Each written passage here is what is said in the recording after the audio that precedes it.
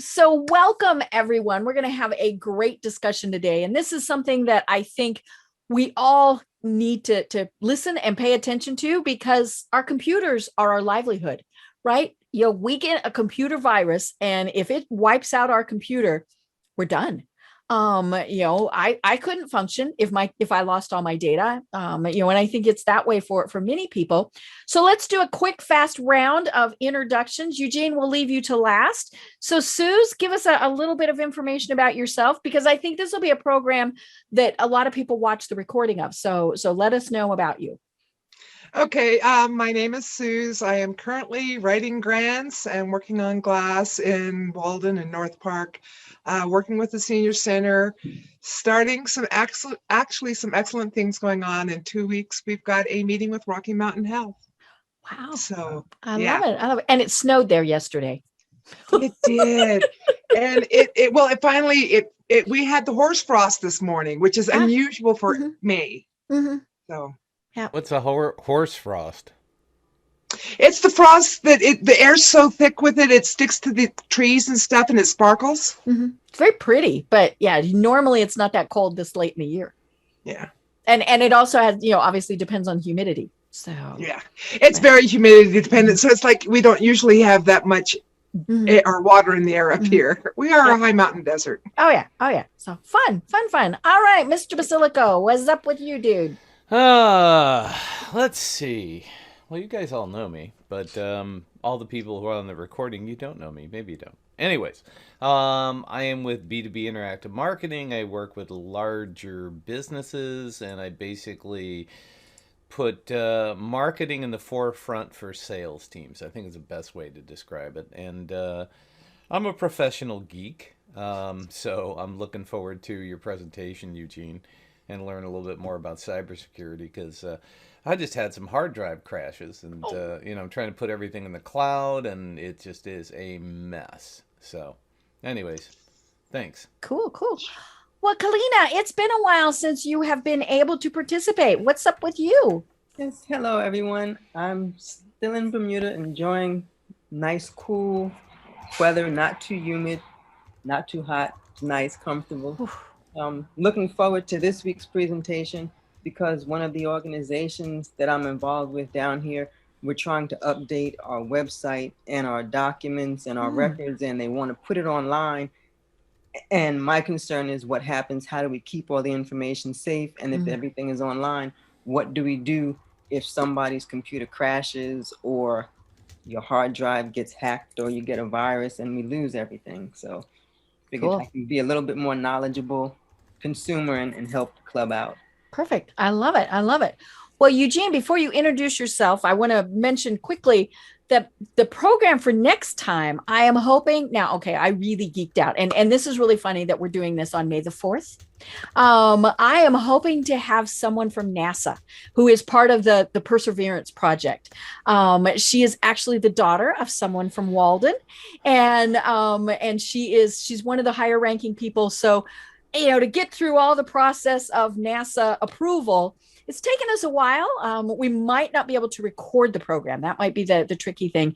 But like I said, I mean, I geek out all the time, and this is just going to be so much fun if we are able to have this young woman talk to us on the program. But that is my plan for next time.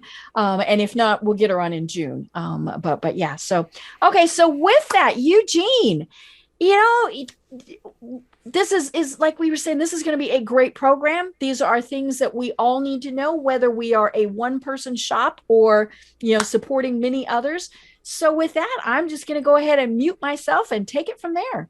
Well, thanks, Deb. Well, good morning, everyone. I'm Eugene Roth. I'm the Chief Operating Officer for Roadmap Technologies, and we help small and mid-sized companies with their asset management and security and application management environments. But today I want to talk about cybersecurity.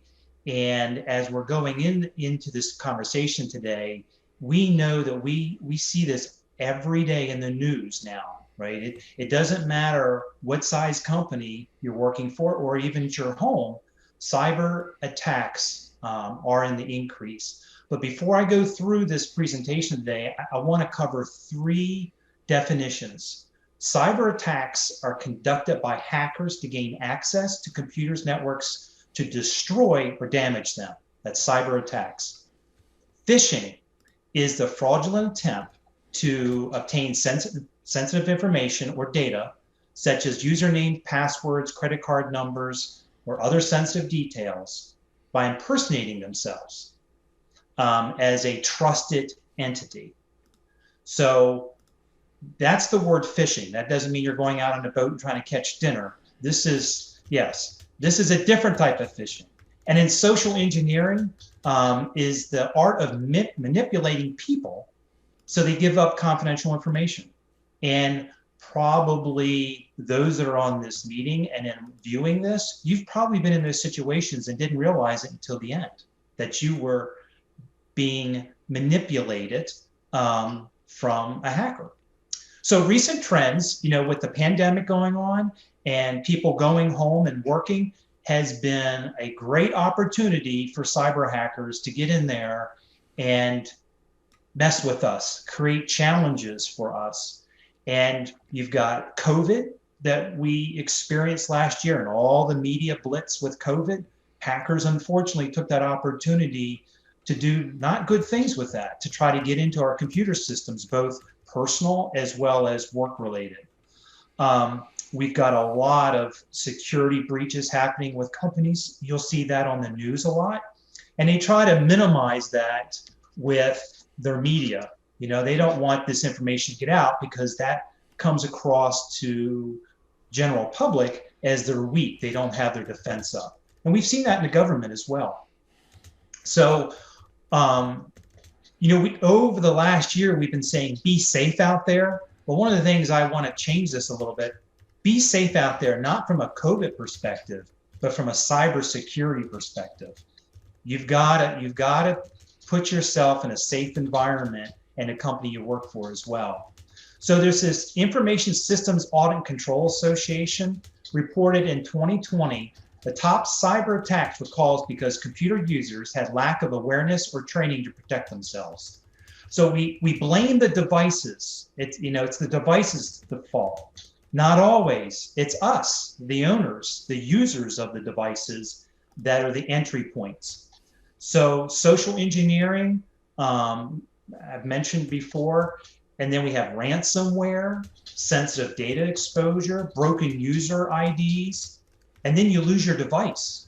And you're trying to figure out how you get your device back.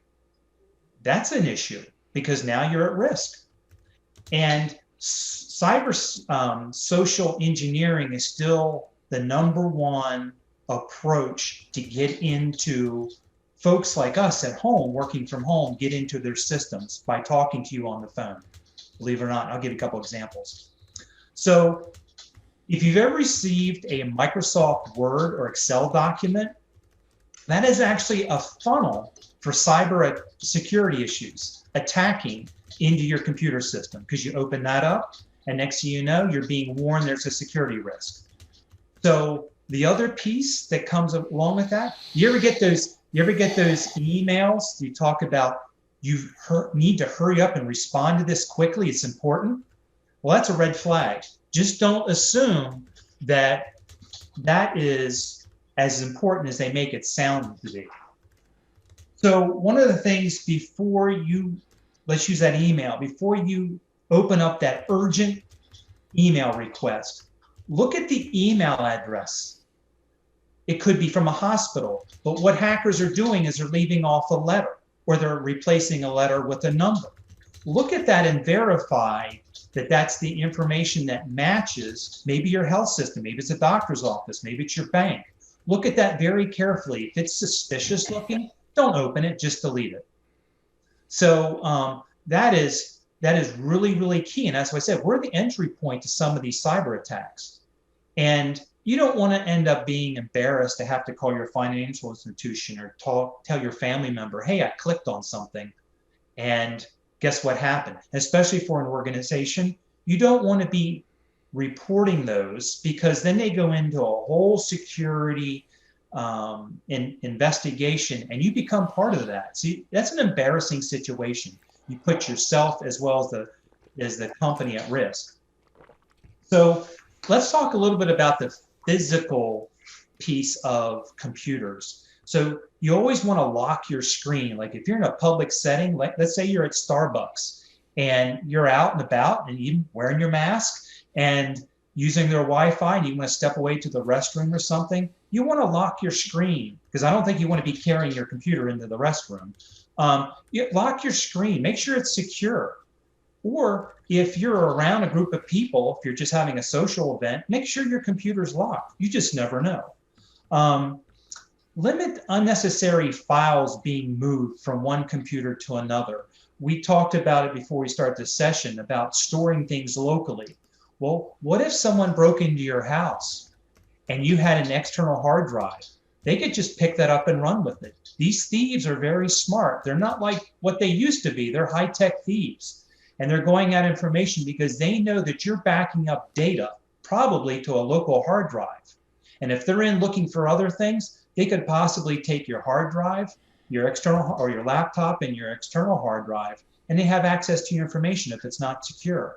So yes, cloud is the new greatest thing. Everybody's trying to upload to cloud, which is not a bad thing. It's just a matter of just make sure that you have access to your data, whether it's in the cloud or put it in a secured location at home, maybe in a safe or something like that to protect it, not only for theft, but also fire.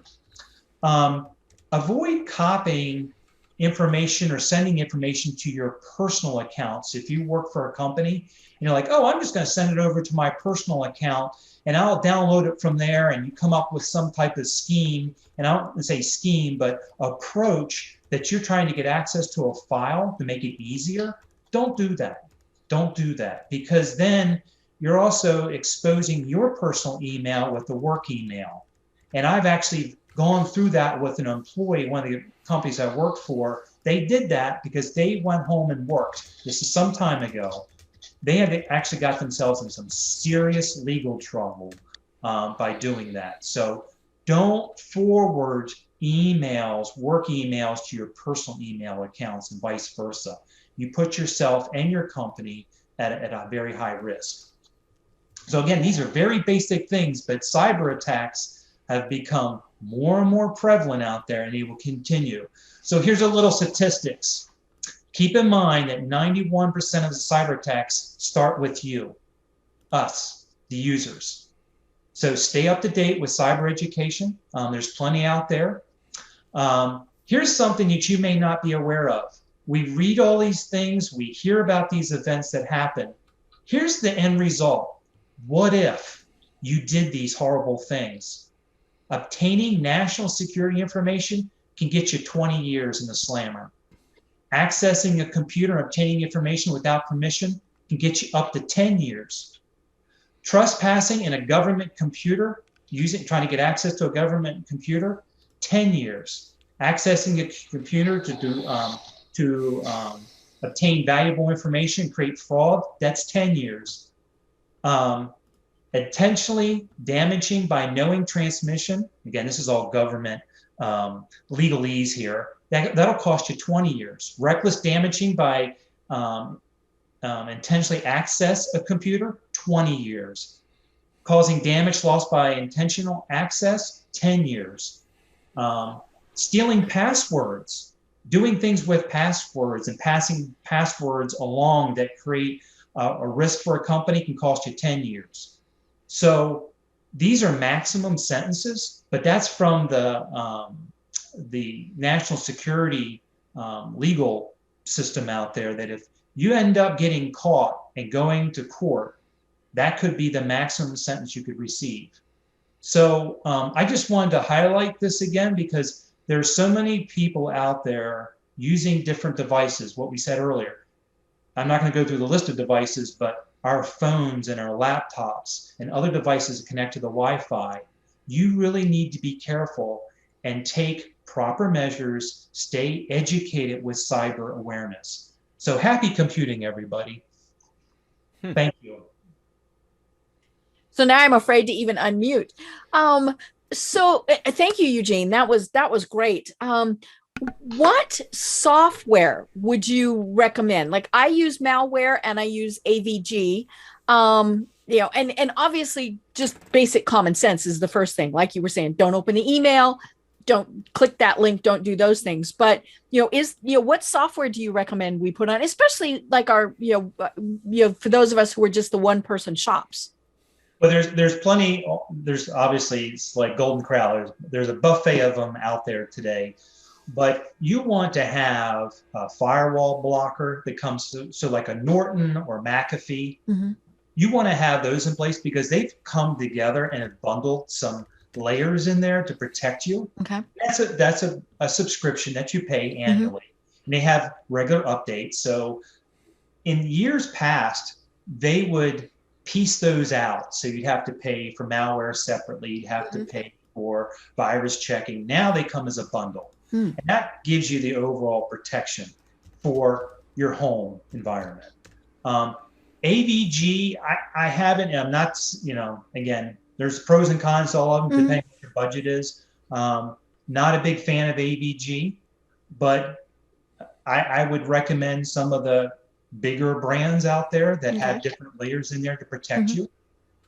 Yes. And when you get into an organization or a small business, those particular products like Norton or McAfee, and there's some other ones out there, can do that. And when you have multiple people in your network environment, then you want to get into some other levels of security to protect not only you, but your organization and how people could access into your environment to protect the devices and the employees in your data. Cool. Well, what questions does everyone else have? What about, oh boy, I'm trying to think of what the terminology is. I'm having a brain cramp. Is getting a static IP or something like that moves around with you, is that helpful? Yeah, that is helpful. Again, it all depends on your environment and how you're set up. So it's not one solution fits all. So Brian, you may your office, home environment, wherever you work remotely, you may have some other things set up, and if it's you or a contracting service that you use for IT support, they can set that up for you, protect you. Again, everybody's different, so I'm not trying to be bland and just plain vanilla. Right. But everybody, depending upon your wireless setup and your layers of security, there's things that can be done to protect you. Each person needs to take and have your environment investigated and come up with a secure environment. Like what I have set up at my house, I don't allow ads. So, if you're scrolling on your device and it's like, oh, there's something for $59.99 and I can order it now from acme.com, and you always see that little word ad. My browser, the way I've got it set up in my wireless environment, it won't let me go to that site. It blocks it because it protects us. So there's a lot of things that can be set up with your environment, and it will require someone to spend a little time setting that up. That doesn't mean you go out and spend thousands of dollars for software, et cetera. There's things there are probably things set up in your wireless environment, just needs to be turned on to protect you. That would have helped when my wife decided to order $250 worth of poison labeled as CBD oil that was a subscription every single month. Oh! Because it was free, Yeah. Just pay shipping and handling. Exactly, yes. And then all of a sudden it's like, $250 for a bottle of CBD oil that is absolute garbage from China? No, thank you. Yeah. And the other thing, too, is, with Alexa and the whole Amazon piece. Quick story, is at my brother-in-law's house, and we got into their house. They gave us the key to get in the house. We're waiting for them to show up, and my other brother-in-law and his wife were all sitting around joking. And my brother-in-law that lives there has Alexa units all over the place. So do we. And I was joking something around the fact of, hey, let's order a pool. Well, Alexa turned on and she said something about a pool. And I was like, yeah, just order a pool. She came back and said, the pool has been ordered. And she said, and she goes, it's in your cart or whatever. I don't have that set up in my house. So when my brother-in-law came home. I said, guys, I need to tell you something. It's just, I didn't want it to show up at your front door. So they went and looked at their cart, and it was $350 is one of those cheaper pools. Mm-hmm. But still, there's the listening. They had it set up, so there's a risk to that. So you just have to be careful, but everybody's environment's different, both from a work as well as personal. Right. What about VPN? And define what that is, and then tell us if it's something we need. That's what I was thinking about, a personal VPN. Yeah. Yeah. So the virtual private network is a port that's dedicated to your particular network environment. So you can VPN. It's like a secured socket, a secured path. It's like your own little tunnel to get in and access your computers. So is that something that we should do? That, again, depending upon what you do, and the data and the information that you work with, that would be helpful. Again, everybody's different. Maybe Suze doesn't need that, but Brian and Deb, maybe you need it. I personally do not have it set up on mine because that's not the level. I'm more administrative. The stuff that I access is secure, but I don't need a VPN. So what's your take on remote cloud backup? Like, for example, obviously there's, iCloud is one thing that's obviously an Apple thing that's tied into the computers and the phones. And then you have Dropbox, which is another thing. And there's Carbonite, and there's a whole bunch of other ones. And so, with Dropbox, I mean, you can get a personal one at no problem. They have a professional version. But the biggest thing about Dropbox, which I found, which is a pain in the butt, is I have 15 people working for me. And if I give them access to one folder specifically that has like 3 gig or terabytes, as I've got one folder that's got terabytes of data, and somebody only has 2 gig, it limits the access to 2 gig, which just doesn't make any sense to me, especially when you're paying for 3 terabytes. Right. So all of these cloud-based solutions out there, again, it's a buffet of them out there. Of course, that's the space, because the way it works, and businesses do the same thing. Once these companies sign you up and you're like, I'm going to put all of my data on the cloud, they got you. It's like putting your photos out there, right? So when I say they got you, you start loading up all this information, you're hooked. It's easy to get access to, it's somewhat secure. What if your internet connection goes down, Brian? You can't work for the day. Yeah, what is your business continuity plan? So, use my cell phone basically. And use my data plan there. That's my continuity plan. The data that you're working, let's say if you have a bunch of images or marketing images or whatever you store, what we recommend is to have, not everybody likes to hear this, especially small businesses, you want to have 2 paths. So if your internet goes down or something happens to that provider, you want to be able to still get to your information. But you have to identify what your business continuity plan looks like. Right. I'm okay. I can be down for 4 hours, or I can be down for 8 hours. I can't get access to my information. If it's that large, and that important, you need to come up with a different plan and say you have to have 2 paths. Maybe. Well, and I'm with you 110% on that, because what I did is I had Drobo, and again, this is personal, and I hope you don't mind me jumping in. And so I had 2 Drobo systems, and those were set up, and they're great. They backed up everything on a regular basis.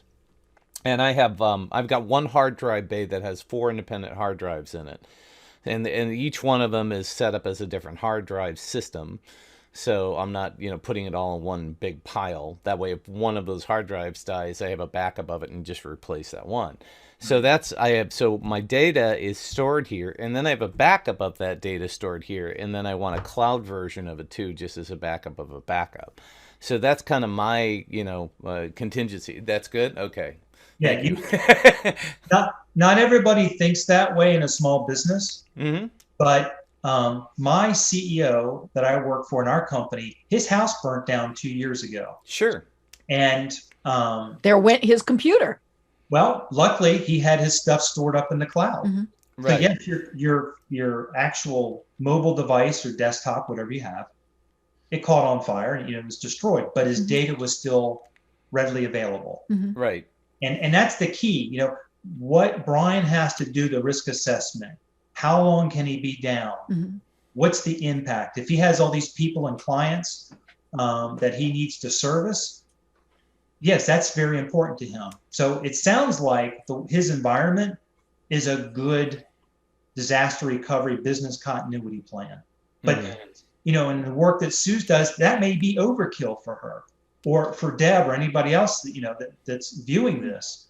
That may be overkill. You have to decide what's best for you and what you can afford, because these cloud solutions, it's like a taxi cab, the old-fashioned taxi. That meter is running. Mm-hmm.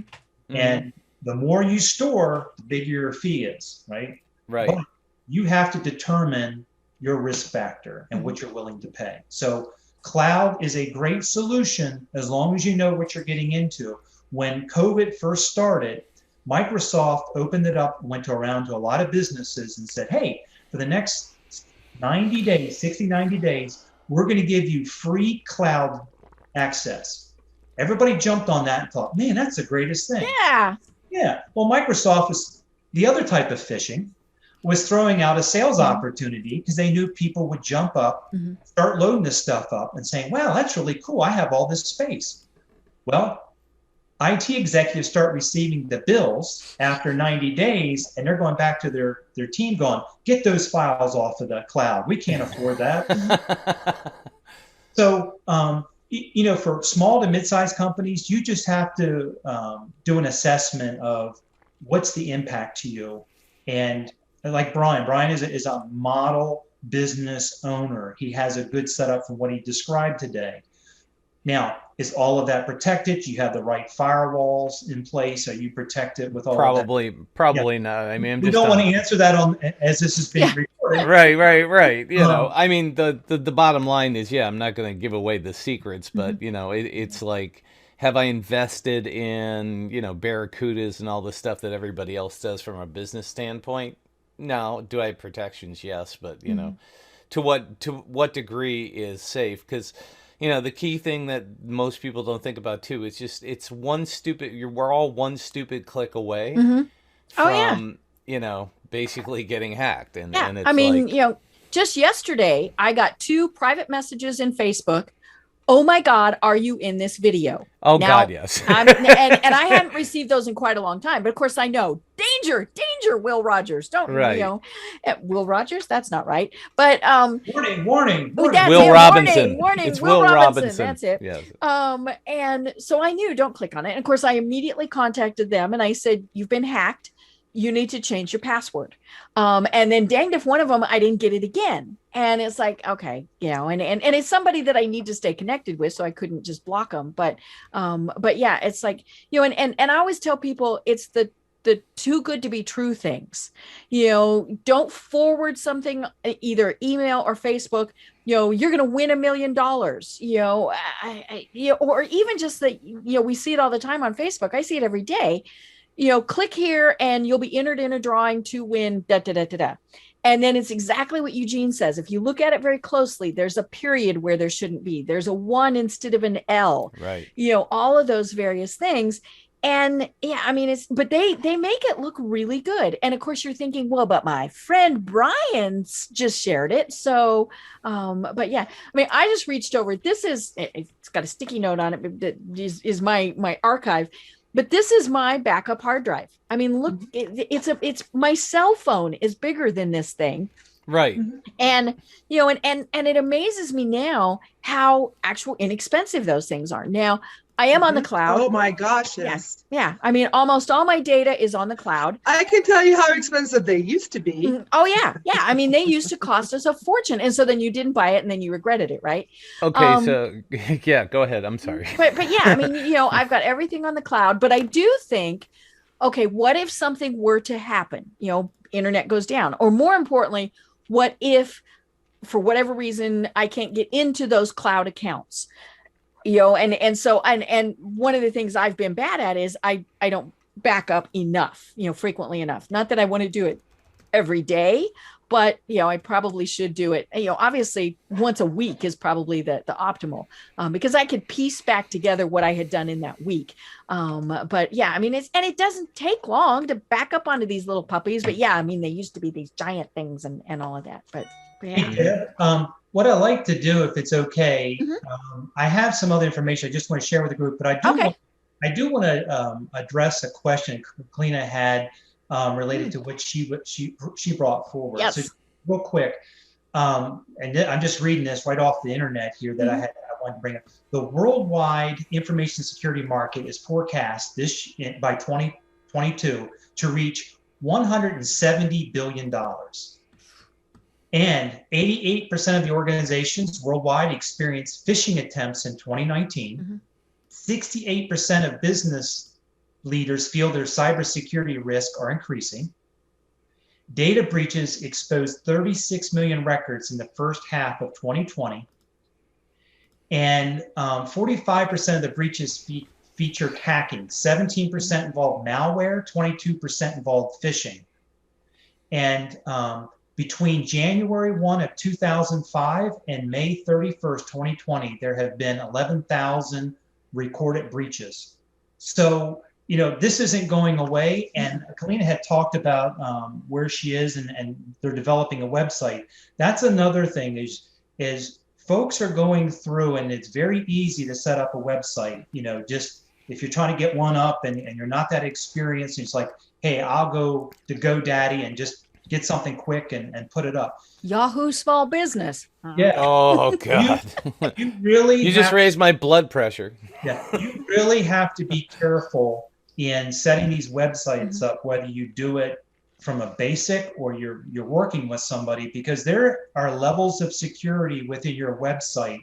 And depending upon how you're using a website, are you conducting business transactions? Are you accepting credit card payments? Those type of things, and the information you share.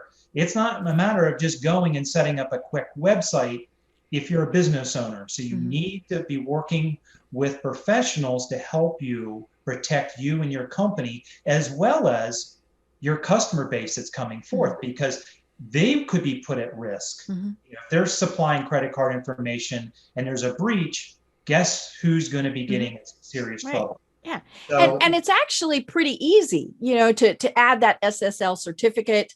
One of the things that when I'm working on a WordPress site, one of the very first things I add to it is Wordfence, because that will protect a lot. But for someone like Kalina, the tricky part is that you're giving multiple people access who may or may not know what they should be doing, and so that's where it gets a little iffy is you're giving volunteers access. That's great, that's fabulous, but what if they click on the wrong link? What if they do things? So Eugene, are there just some basic, like you mentioned, some firewalls? I mean, are there just some basic things to put on systems like that?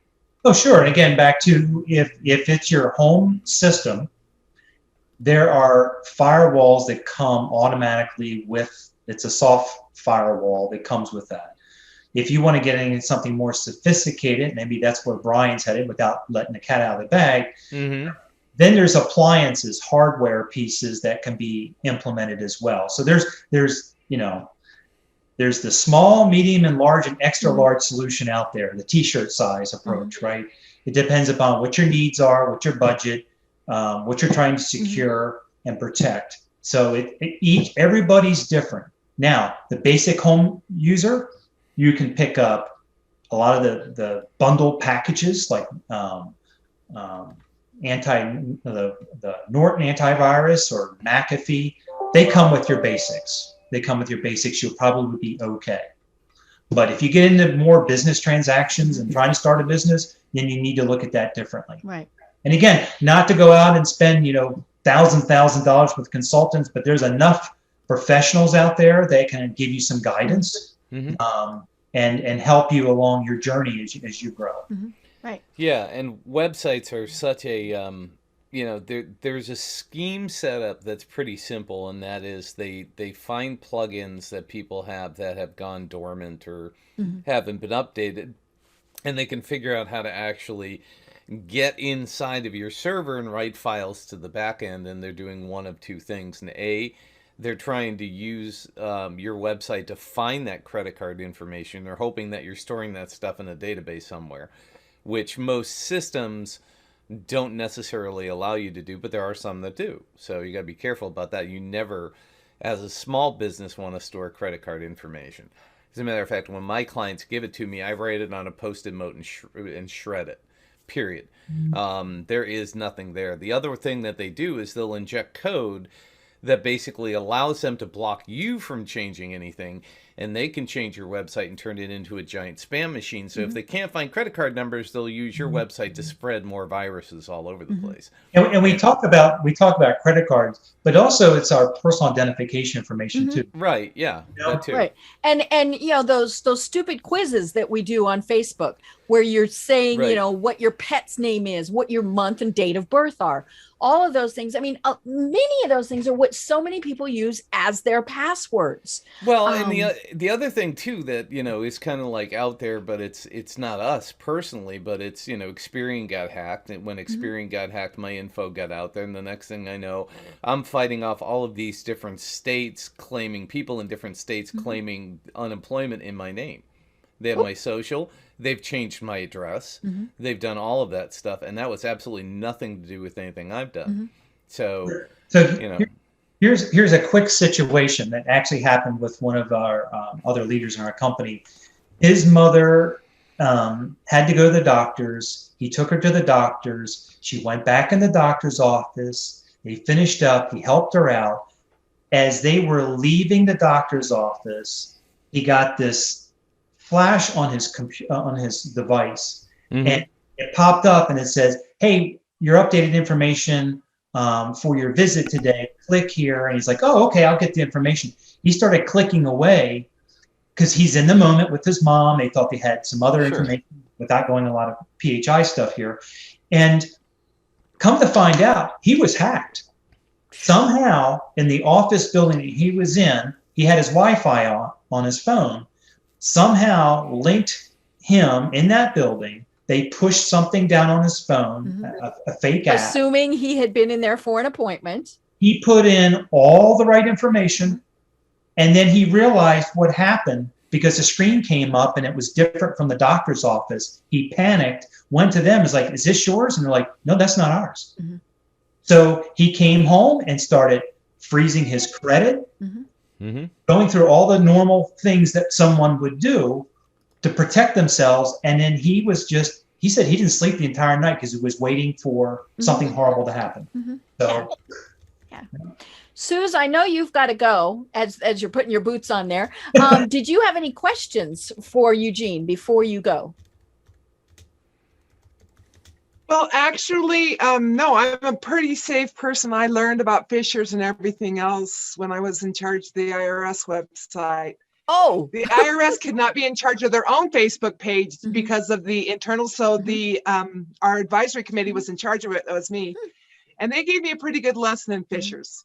Yeah. So, you know, that I was pretty sure. And backing up your information, I'm so small, I have mine on a zip drive. Oh, yeah. I mean, you know, well, I mean, you know, zip drives, you know, and thumb drives and, you know, all, I mean, they've got big storage anymore. Well, and the other thing is that, you know, I came across this now that I'm getting out there with my stained glass and stuff. How do you get paid? It's always been families always said, send me a check. Now it's like, oh, okay, Susie's going to have to figure out that part of it, you know, so. Yeah. And that's with the help of my friend Brian, I'm sure we will. Yes, you will. That's a very good point, because the cash apps that are out there and Zelle and all of those, you have to be very, very careful with that as well, because that opens up a direct line to your business account or personal account. Right. Yeah, I mean, I can't. The other thing too that is very common is, and my wife works at a bank, is debit cards. You want to use the debit. If you use a debit card online, they can hack those so easily, and then they get access to your bank account. You know, that's the biggest difference. A credit card has credit protection. A debit card doesn't. So. Right. You know, and it's, that's just a problem. And one of the safest things is to have a separate credit card that is just for like your online purchases, that it's pretty, it's not going to tie into anything else. You only use it when you're at Amazon or whatever. But yeah, it's the issue comes when we deal with other people. I mean, Yeah. my mom is, bless her, she's 88 years old, and some of the things that have happened to her have not been good. Oh, And God, yeah. and I mean, how many times do we just click on the wrong link? Oh, yeah. And think, and then as your computer starts to, or your phone starts to do something, you think, oh. Yeah. Danger, Oops. danger, danger. See, I Oops. was aware of that with my mom, Debbie. I would not let my mother have internet access. I Mhm. put all the games on her computer, Yeah. but I would not let her have internet Oh, access see, mom's on because Facebook every I knew day, and everybody would have Mm. her yeah, access. yeah. And I mean, a big part of it really is just common sense. If it sounds too good to be true, don't click on it. More than once I've gotten, a phone call. Eugene mentioned that, where it's somebody from an insurance company, and they're wanting to verify my information, and I always am very polite to them, but I say, I'll call you back, and I'll call the number that's on my card.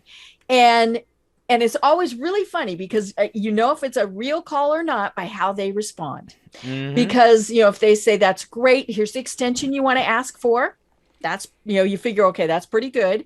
A lot of times you get click, because they were like, dang. But yeah, it's, and there are those things, IRS is not going to call you. They're not going to email you. Right. If you get something, saying, hey, I'm in jail, send money. I mean, it amazes me that all of these attempts, that people fall for, but clearly they are. I mean, they're still falling for them, or people would stop doing them. But here's another thing that hasn't Eugene, been. I hate to interrupt, but I've got to go. Thank you so much. It was a wonderful, wonderful, Bye, wonderful. Suze. You guys Bye, have a Suze. beautiful day. Stay Bye. warm. Bye bye. I will. Here's one thing that I haven't seen that much in the news. So depending on what kind of automobile that you drive, it has an operating system in it, a Yep. computer. And I don't know how it works for you if you're in that situation, but I can connect it to my Wi-Fi in my house, sit in the garage, and it'll take downloads and stuff. So we're getting to the point of, is our computer in our car going to be hacked? And next thing you know, you're driving down the road and your windshield wipers turn on. Right, all right. or does it, Yeah. what happens? Well, my thermostat in my house is on Wi-Fi. My garage door opener's on Wi-Fi. Yeah, well, Kalina, I want to make sure that you get your questions answered, and it may be too short a time frame to, but did you get your questions answered? Do you need Eugene's contact information? Let's make sure that you get your questions answered. The last bit of information that Eugene gave about when he was talking to me about all of the different web designers and apps and whatnot to use, and web platforms to use, that was really helpful, because we are seeking out a professional web designer. We do want to be able to take payments online, but we don't want the credit card information stored, because we're just a small organization. We don't have the resources to have the insurance to support all of that and provide whatever would be needed if something should be hacked. So it was a very good bit of information that was helpful, and I will get his contact information, because I'm sure they'll have questions and whatnot. So I appreciate it very much. But I love it. You're most welcome. And the only thing I can just share with you and Brian, because of the business he's in, as well as Deb, is just be careful in who you work with, or as you're vetting out a web designer.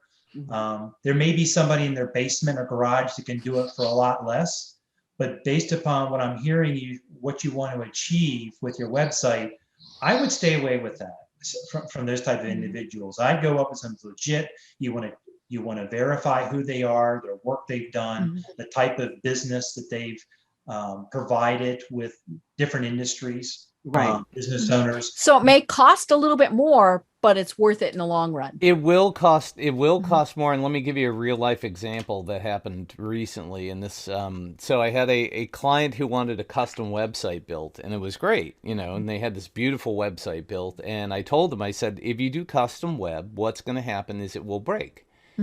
And some point it will break. And so it's okay, no problem. Our programmer will be here with us forever. And of course, the programmer quit and they couldn't contact the person. And now their website will not work on mobile. And, then they hired me to contact the hosting company to sit down and basically translate geek into English. And what they found out is that one of the latest versions of WordPress removed jQuery, and now the hamburger menus on websites will no longer work unless the themes are updated to support it with different programming. So the custom programmed website that they spent all this money in to make beautiful is now useless, and they have to get it all reprogrammed. And I tried to explain to him up front. I said, you may be getting a really beautiful website, but you may sacrifice cost in the long run because you did that. And nothing is going to kill your business faster than if somebody can't order on their mobile phone. So, or security issues. I mean, what you're talking about with HTTPS and stuff like that, it's one of the fun parts of the job, right, Deb? Yahoo Small Business. I mean, I was telling you, a couple days ago, and this is several years ago, that the National Beagle Club website got hacked. And it got hacked to a porn site. And it was like, and we have kids who access the site. Oh, yeah. And, and I mean, it was one of those things where it took us, it actually wasn't as painful as we thought it was going to be. It really was pretty simple.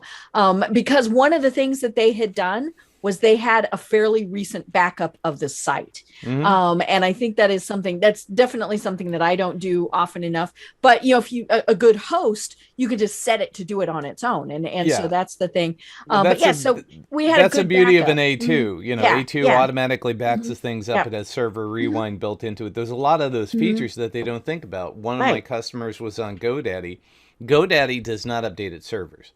If you're on a server, if you bought GoDaddy in 2010, you're on a 2010 server. All the security, all the other things that you need, they'll be happy to change it to a new server for you for $250. Right, for a big fee.